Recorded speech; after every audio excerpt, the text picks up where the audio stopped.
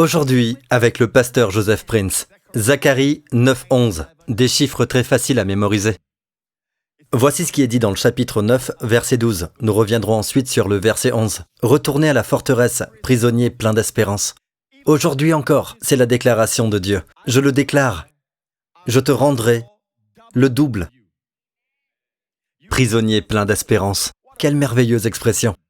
Autrefois, nous étions tous prisonniers du désespoir, impuissants. Rappelez-vous ceci, même quand le monde vous dit « n'espérez rien », je vous dis, dans le nom du Seigneur Jésus-Christ, ne désespérez en rien. Et tout le peuple dit « Amen ». Dieu l'a promis. Maintenant, la promesse repose sur une ferme assurance. Regardons le verset précédent, le verset 11. « Quant à toi, à cause de ton alliance scellée par le sang, je ferai sortir tes prisonniers de la fosse où il n'y a pas d'eau. » Rappelez-vous, je viens de vous le dire, tout est basé sur le sang de Jésus. Amen. Le sang a-t-il été versé?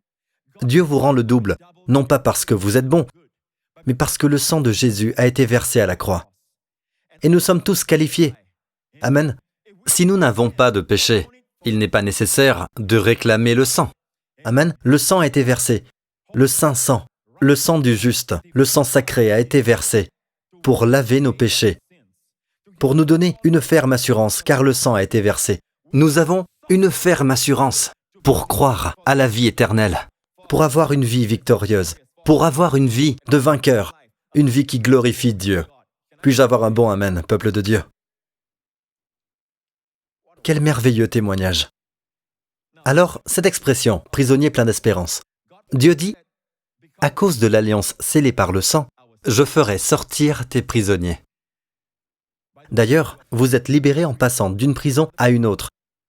Vous êtes libérés de la prison du désespoir et passés à la prison de l'espérance. Ce qui fait que maintenant, je fais de mon mieux pour être pessimiste, mais vous savez quoi? Je n'y peux rien, je suis sauvé. Et rien ni personne ne pourra changer cela. Je reste positif. Je ne peux tout simplement pas croire que cette épreuve dans votre vie va durer. Je crois que vous allez la traverser. Et c'est ce que le psalmiste dit. Quand je marche dans la vallée, il ne va pas dans la vallée pour y rester. Il marche, il la traverse. Amen. La semaine dernière, nous avons vu le mot grec dans le Nouveau Testament pour espérance, qui était elpis. D'accord? Elpis est une attente positive et confiante en votre avenir. Maintenant, en hébreu, le mot est tikva, prisonnier du tikva. Tikva est l'espérance. L'espérance. Amen. Espérance, c'est l'idée d'une corde. En fait, le nom est tikva, mais le verbe est kava. Kava est utilisé quand il est dit « ceux qui s'attendent à l'Éternel », le mot « attendre » est kava. Liez-vous au Seigneur comme une corde. Amen. Et trouvez votre espérance dans le Seigneur. Trouvez votre espérance, l'espérance dans le Seigneur. Grâce à lui, vous pouvez envisager un avenir radieux. Vous pouvez voir un avenir où vos rêves se réalisent. Amen. Le monde ne peut que l'espérer, mais au fond, il pense que ça ne va pas être le cas. Mais vous pouvez l'espérer et savoir que ce sera le cas. Amen. Tikva. Vous vous élèverez avec des ailes comme des aigles. Amen. Vous courrez et vous ne vous fatiguerez pas. Vous marcherez et vous ne vous lasserez pas. Les jeunes gens seront là et se fatigueront, mais la Bible dit que ceux qui s'attendent à l'Éternel renouvelleront leurs forces. Amen. Ils courront et ne se fatigueront pas. Ils marcheront et ne se lasseront pas. Rien dans ce passage ne précise l'âge, sauf quand il dit les jeunes gens seront là et se fatigueront. Même les jeunes seront là et se fatigueront. Mais ceux qui s'attendent à l'Éternel, peu importe l'âge. Amen. Louons Dieu. Merci Jésus. Alors aux prisonniers pleins d'espérance, Dieu a une promesse. Il y a une histoire très triste, qui est arrivée à un homme appelé Akan. Il a été lapidé dans une vallée, qui s'appelle la vallée d'Achor, en hébreu. Mais Dieu a promis. Plusieurs années plus tard, Dieu a envoyé le prophète Osée. Suivons l'histoire ici, chapitre 2, verset 17. Dieu dit, « Là, je lui donnerai ses vignes, et je ferai de la vallée d'Achor une porte d'espérance. Là, elle chantera comme à l'époque de sa jeunesse, comme le jour où elle est sortie d'Égypte, dit l'Éternel. » Dieu a promis à Israël, et Dieu a promis à chacun de nous, que dans notre vallée d'Achor, et Achor signifie problème en hébreu. Dans votre vallée d'Achor, Dieu a mis une porte d'espérance, une porte de tikva, une porte de tikva. Dieu a mis une porte d'espérance, littéralement une porte de tikva. Au fait, votre porte ne se trouve pas dans la montagne. Elle se trouve juste là dans votre vallée. La montagne évoque toujours de bonnes expériences. Amen. Mais quand vous descendez dans la vallée évoque l'épreuve. Alors aujourd'hui, mon message porte sur ce qu'il faut faire dans l'épreuve. À quoi faut-il s'attendre dans votre épreuve? Amen. Alors le diable dit, tu es là en bas, tu vas y rester. Tu resteras dans la vallée. Non, vous passez peut-être dans une vallée, mais vous êtes en train de marcher, de la traverser. Traverser signifie que vous allez d'une extrémité à l'autre. Amen. Alors vous êtes dans une vallée. Dieu promet, dans votre vallée d'épreuve, regardez à la porte de l'espérance. Car il y a une porte d'espérance. Amen. Ouvrez la porte en espérant le meilleur. Ouvrez la porte à cause de votre Dieu. Espérez le meilleur. Ne permettez pas aux pensées pessimistes sur la situation et les circonstances vous accabler. N'écoutez pas tous les opposants. Amen. Ta fille est morte. Ne dérange plus le maître. C'est mort, c'est fini. Ton mariage est fini. Ton fils s'est rebellé au point où il n'y a plus d'espoir. Écoutez ce que Jésus dit. N'aie pas peur. Altira en hébreu. N'aie pas peur. Altira. Crois seulement. Et elle sera sauvée. Ton mariage sera sauvé. La situation va s'arranger. Ton fils sera sauvé. Amen. Ta fille sera sauvée. Louons le Seigneur. Leur avenir est radieux. Amen. N'ayez pas peur. Croyez seulement. Maintenant, je vais vous raconter une histoire. Une histoire très intéressante. Celle d'une bataille peu connue de la Bible. Mais elle vous dit à quoi vous attendre dans votre combat. C'est une bataille. Vous connaissez tous l'histoire où Élie appela le feu à descendre du ciel pour ramener toute une nation à Dieu. Et le Dieu qui a répondu par le feu était le Dieu d'Israël, le Dieu d'Abraham, d'Isaac et de Jacob. Quel merveilleux nom! Dieu d'Abraham, d'Isaac et de Jacob. Il a répondu par le feu. Et tout le peuple, toute la nation s'est tournée vers Dieu en disant « Yahvé, il est Dieu! Yahvé, il est Dieu !» Toute une nation s'est convertie en un jour. Élie était un prophète, mais beaucoup de personnes ne connaissent pas la bataille qui a suivi, au chapitre suivant. C'est la bataille contre le roi de Syrie. Son nom est Ben-Hadad. Et Ben-Hadad il est l'image du diable. Et qu'est-ce que le diable fait quand il vient vers nous? Vous voyez ce Ben-Hadad, il est le roi de Syrie, au nord. Il est venu combattre le roi d'Israël. À cette époque, rappelez-vous, le roi d'Israël était Akab. Et c'était un mauvais roi. Mais toute la nation s'est repentie, toute la nation s'est tournée vers Dieu. Amen. Le Seigneur est devenu leur Dieu à nouveau. Alléluia. Alors la faveur de Dieu était sur eux, même si leur chef n'était pas bon. Amen. Cependant, ils étaient attaqués, et Ben-Hadad est venu et a établi un siège autour d'eux. Suivons l'histoire ici. Donc, Ben-Hadad, roi d'Aram ou roi de Syrie, a rassemblé toute son armée, et il y avait 32 rois avec lui. Il n'est pas venu tout seul. Il y avait 32 rois avec lui. Imaginez, Israël était à court de provisions, en infériorité numérique, mal armé. Il n'avait que très peu de chevaux et très peu de chars. Il est venu et a assiégé la Samarie. Il s'est battu contre eux. Souvenez-vous, avec Gabriel, nous étions là-bas en mars, en Samarie. La Samarie est sur une montagne. Nous étions là-bas. Nous avons vu les ruines de Samarie, la Samarie d'Akab. Donc ils sont venus. Imaginez l'endroit. Assiégé, entouré par 32 rois. Mené par le roi de Syrie, Ben-Hadad. Et savez-vous ce que Ben-Hadad a dit? Regardons verset 3. Ton argent et ton or sont ma propriété. Tes femmes et tes plus beaux enfants m'appartiennent. Parfois, quand vous passez par une épreuve, ce genre de pensée peut surgir. Le diable vient vers vous et vous dit « Ta santé m'appartient. Tes enfants, ta famille m'appartiennent. » Vous voyez ce qui se passe dans ce monde. Le diable nous dit « J'ai détourné les valeurs du monde. » Et le blanc devient noir. Ce qui est bien devient mal. Ce qui est mal est bien.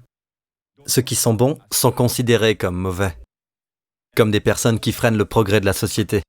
C'est ce que j'ai fait, et je ferai de même pour vos enfants. Vos enfants m'appartiennent, vos épouses m'appartiennent, vos maris m'appartiennent, votre argent m'appartient, votre prospérité m'appartient. Que faites-vous? Que faites-vous? Revenez la semaine prochaine. Non, je ne suis pas prêt à prêcher. Voici donc ce qui s'est passé. Dieu a envoyé. Savez-vous comment Dieu parle? Il parle à travers, je viens de vous le dire, que ce soit un prophète ou un serviteur de Dieu. Il y a un porte-parole, un envoyé de Dieu. Un prophète est venu.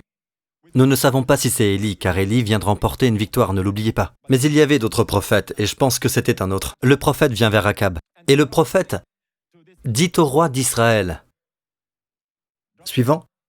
À ce moment, un prophète vint trouver Akab, le roi d'Israël, et lui dit « Voici ce que déclare l'Éternel. As-tu vu cette immense armée, celle du roi de Syrie et de 32 autres rois?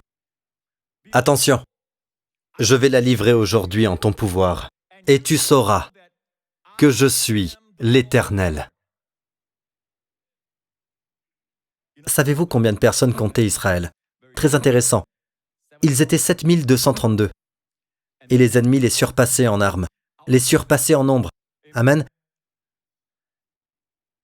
Suivant. Akab demanda, par qui l'Éternel la livrera-t-il? Comment Dieu va-t-il donner la provision? Comment Dieu va-t-il donner la délivrance? Par qui? Je la livrerai par les jeunes recrues. Par les jeunes recrues. Par les jeunes recrues. Par les jeunes recrues. Amen. Et heureusement, cela inclut le pasteur Marc également. D'accord? Pas les jeunes recrues des chefs des provinces. Ce ne sont pas des jeunes hommes ordinaires. Ils sont recrutés par des princes, des chefs de province. Akab demanda encore, « Et qui devra engager le combat ?» Le prophète répondit, « C'est toi. » Alors Akab passa en revue les jeunes recrues des chefs des provinces, et il s'en trouva combien de jeunes recrues? 232. Puis il recensa aussi toute l'armée des Israélites. La version seconde dit qu'il passa en revue tout le peuple. Combien? 7000. 7000. Il n'était que 7000. Qui étaient les leaders? Les jeunes recrues. C'est faire confiance à Dieu. En général, on envoie des personnes plus âgées, ayant de l'expérience, comme un Goliath. Amen. Mais ici, Israël dit, Dieu utilise la mâchoire d'un âne pour tuer 1000 hommes. Dieu utilise des cruches vides et des torches pour détruire les milliers avec 300 hommes. Dieu utilise le faible pour confondre le fort. Savez-vous qui va les diriger? Les jeunes hommes devant. Devinez quoi? Les jeunes recrues sortirent les premiers, dirigèrent tout le peuple d'Israël. Ils se sont battus sur les montagnes. Et la Bible dit que ce fut une grande défaite parmi les armées de Syrie et les 32 rois. Les mots « grande défaite » sont utilisés. Ils ont subi une défaite. Alors, le roi de Syrie est revenu dans son camp. Il a pansé ses blessures et a demandé « Que s'est-il passé? Nous étions plus nombreux qu'eux. » Les ministres du roi de Syrie lui dirent « Leur Dieu est un Dieu des montagnes. C'est pourquoi elles nous ont vaincus. Attaquons-les en plaine, dans la vallée, et sûrement nous l'emporterons sur eux. » En d'autres termes, l'ennemi dit « La raison pour laquelle nous avons perdu, c'est parce que nous avons combattu sur les montagnes. Et leur Dieu est un Dieu des montagnes. Mais si nous les combattions dans la vallée, dans la plaine, ils perdront. Car leur Dieu n'est pas le Dieu des vallées. » Ce qu'il dit, c'est que lorsque nous expérimentons la vallée dans notre vie, et certains chrétiens le croient malheureusement, ils pensent que Dieu vous laisse seul, que Dieu ne s'occupe de vous que si votre vie est bien, que si vous êtes impeccablement saint, que si vous avez la panoplie complète. Alors Dieu dit « Tu t'es bien débrouillé, viens ici avec moi. Très bien, maintenant je peux m'occuper de toi, d'accord? Mais je ne peux pas m'occuper de toi quand tu es sale, quand tu sais, quand tu as fait une erreur et que tu as tout gâché. Et les ennuis dans lesquels tu es maintenant sont les résultats de ce que tu as toi-même créé. Et maintenant tu as des problèmes au niveau des poumons. Les docteurs ont diagnostiqué une maladie et tout ça, mais tu continues quand même de fumer. Tu sais quoi? Jusqu'à ce que tu changes tout ça et que tu viennes là où je suis, là où l'air est pur, je ne peux rien faire pour toi. Voilà comment le monde voit Dieu. Il voit un Dieu qui se base sur le mérite. La nuit dernière, le Seigneur m'a parlé et m'a dit « Satan comprend la tribu légaliste de Dieu. Mais il n'a aucune compréhension de la grâce. » Voilà pourquoi le diable vient vers vous même si vous parlez de l'amour de Dieu. Il vient vers vous comme cela. Dieu t'aime uniquement quand tu fais bien les choses. C'est le retour vers cette compréhension légaliste. Il faisait partie des chérubins protecteurs, de la justice du trône. N'oubliez pas, il était un des chérubins. Sa compréhension est basée que sur le côté judiciaire. Il n'a aucune compréhension de la grâce. J'ai consigné ce message quelque part. Je prêcherai dessus un jour. Louons le Seigneur. Mais laissez-moi vous dire ceci, mes amis. C'est ce que le diable dit. Il est le Dieu des montagnes, il n'est pas le Dieu des vallées. Est-ce que vous écoutez? Et alors, dans le camp israélien, le prophète vint. Le prophète vint trouver le roi d'Israël et lui dit « Fais attention, car l'ennemi va revenir l'année prochaine. Au début de l'année, ils reviendront. Au printemps, ils reviendront. Et cette fois-ci, il y aura une armée de 100 000 hommes, juste pour info. » Ils ont été comptés, d'accord? Mais non seulement ça, il dit, Ils vont vous combattre, et voici ce qu'ils vont faire, dit le prophète. Et au fait, regardez ceci. Ils, les enfants d'Israël, campèrent vis-à-vis d'eux, pareil à deux petits troupeaux de chèvres. Et voici ce que l'homme de Dieu dit. Parce que les Syriens ont dit, l'Éternel est un Dieu des montagnes, et non un Dieu des vallées. Je vais livrer toute cette grande foule entre tes mains, et vous saurez que je suis l'Éternel. Dieu dit parce qu'ils ont dit que je suis seulement le Dieu des montagnes et non le Dieu des vallées, je les livrerai entre tes mains. Pour leur démontrer que je suis le Dieu des vallées. Notez la façon dont les Israéliens ont établi leur camp. Verset 27, ils campèrent vis-à-vis d'eux, pareil à deux petits troupeaux de chèvres, alors que les Syriens remplissaient le pays. Regardons au résultat. Suivant. Ils campèrent 7 jours en face les uns des autres. Le 7e jour, on engagea le combat. Et les Israélites tuèrent 100 000 fantassins syriens en un jour. Cette fois-ci, ils combattent dans la vallée. Sans conteste, Dieu s'est montré comme le Dieu des vallées. Notre Dieu n'est pas seulement le Dieu des montagnes, il est aussi le Dieu des vallées. Puis-je avoir un bon amen? Plusieurs années plus tard, et c'est une nouvelle révélation. Vous aimez ça, les nouvelles révélations? Quand je préparais ce message, le Seigneur m'a parlé. Alors que j'avais étudié ce passage de nombreuses fois, je ne l'ai jamais vu ainsi. Le Seigneur a juste fait tomber les écailles de mes yeux. Regardez à ceci, Genèse. Il est dit, Melchisédek, roi de Salem, fit apporter du pain et du vin. Il était le prêtre du Dieu Très-Haut. Je vous ai montré la victoire sur les 100 000 hommes, n'est-ce pas? D'accord? Alors Melchisédek est une image de Jésus. Vous savez tous cela. Il est le roi de Salem, l'ancien nom de Jérusalem. Et il fit apporter quoi? Du pain et du vin à Abraham. Après la bataille des rois, Abraham avait vaincu 4 rois en une fois. Dieu lui a donné la victoire. Et le roi Melchisédek, roi de Jérusalem, fit apporter du pain et du vin. Nous savons que c'est une image du Seigneur Jésus-Christ. Tout d'un coup, les écailles sont tombées de mes yeux. J'ai lu ce passage tant de fois. Savez-vous que Jérusalem est sur une montagne? Le mont Moria. Et il est dit, comme vous le constaterez, il est descendu dans la vallée des rois. La vallée des rois, qui est la vallée du Cédron, juste en dessous. En d'autres termes, il est descendu de la montagne, jusqu'à la vallée où Abraham était en communion. Lorsque vous expérimentez la vallée dans votre vie, participez à la Sainte Seine. Et ne vous voyez pas en train de lui apporter le pain et le vin. Regardez-vous, en train de recevoir de lui. Il vous attend. Ce n'est pas vous qui l'attendiez. Il attend de vous que vous receviez son amour. Amen. Waouh, quand j'ai vu cela. D'ailleurs, je vous montre le contexte. Il est venu en apportant, regardez le verset précédent, le roi de Sodome était là. Quel enjeu! Le roi de Sodome représente le diable. Il est allé à la rencontre d'Abraham dans la vallée de Chavé, qui est la vallée des rois. Le Saint-Esprit a mentionné cette vallée comme étant la vallée des rois. Et le Seigneur m'a dit, c'est devenu la vallée du roi. Cette vallée des ténèbres est devenue la vallée du roi, car je suis descendu.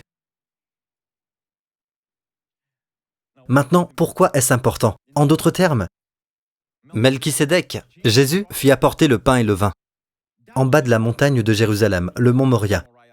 Il est descendu et a offert le pain et le vin à Abraham, qui était dans la vallée des ténèbres. La vallée du Cédron est connue pour son obscurité. C'est la vallée du roi. Plusieurs années plus tard, un des fils de David trahira son propre père. Puis il érigera un monument, un pilier, dans cette vallée. Et ici, il est dit, la vallée du roi également. De son vivant, Absalom a érigé un pilier dans la vallée du roi. Maintenant, si vous allez en Israël de nos jours, vous allez dans la vallée du roi, vous verrez cette image. Je vais vous la montrer tout de suite.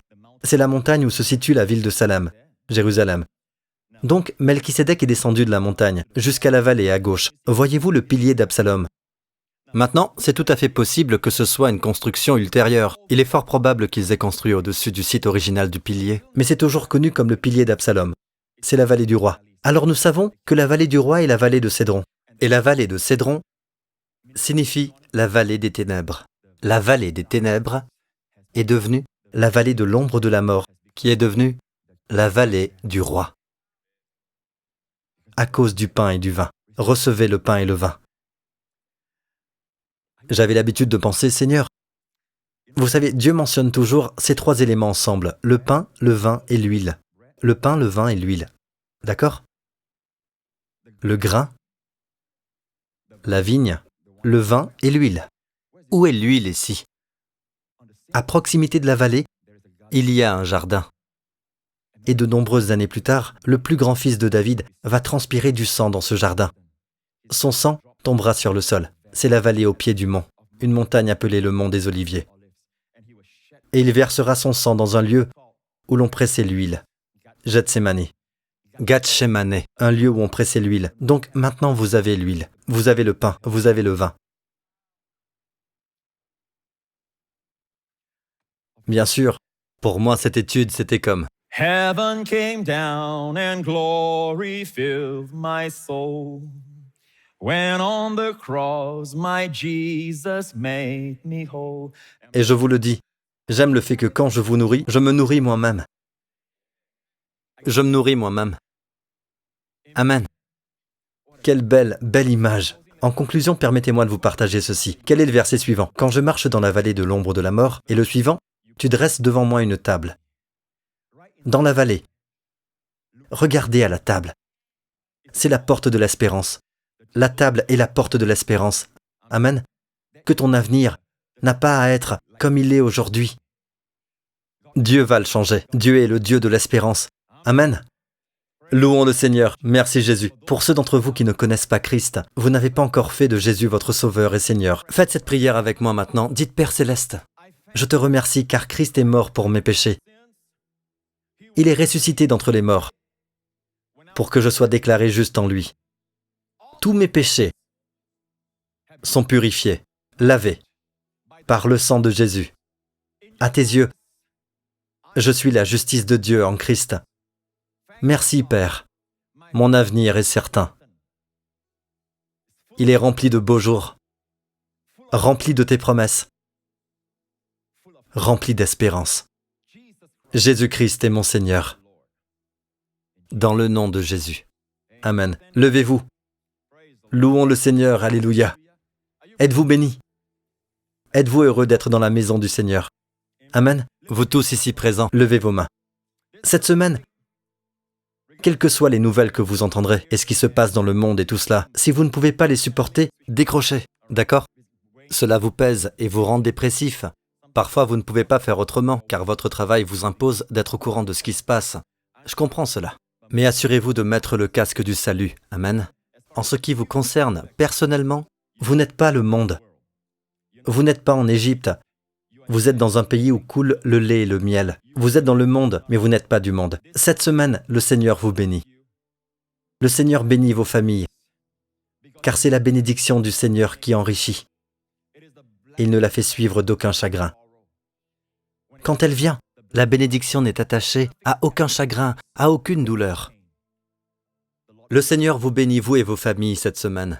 Le Seigneur fait briller son visage sur vous et vous accorde sa grâce, la grâce de Dieu. La grâce, la grâce. Il vous donnera une double grâce cette semaine. Amen. Une double grâce pour confirmer sa parole tout au long de cette semaine. Une double grâce qui vient vers vous, une double grâce. Et le Seigneur ouvre la porte de l'espérance pour tous ceux d'entre vous qui sont tenus dans un état d'impuissance et de désespoir. Dieu ouvre la porte de l'espérance, et ce que Dieu ouvre, aucun homme ne peut fermer. Le Seigneur lève son regard sur vous et vos familles, et vous accorde ce merveilleux don. Encore aujourd'hui, en Israël, ils se prononcent mutuellement ce don. Dieu vous bénit, vous et vos familles, avec le shalom, la paix, le bien-être, la plénitude et la santé dans chaque partie de votre esprit, de votre âme et de votre corps, tout au long de cette semaine, dans le nom de Jésus.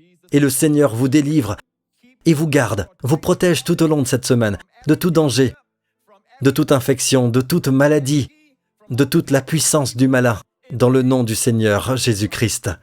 Il vous met au bon endroit, au bon moment, dans le nom de Jésus. Dieu fait de vous tous des esclaves de l'espérance, dans le nom de Jésus. Amen. Que Dieu vous bénisse. À bientôt.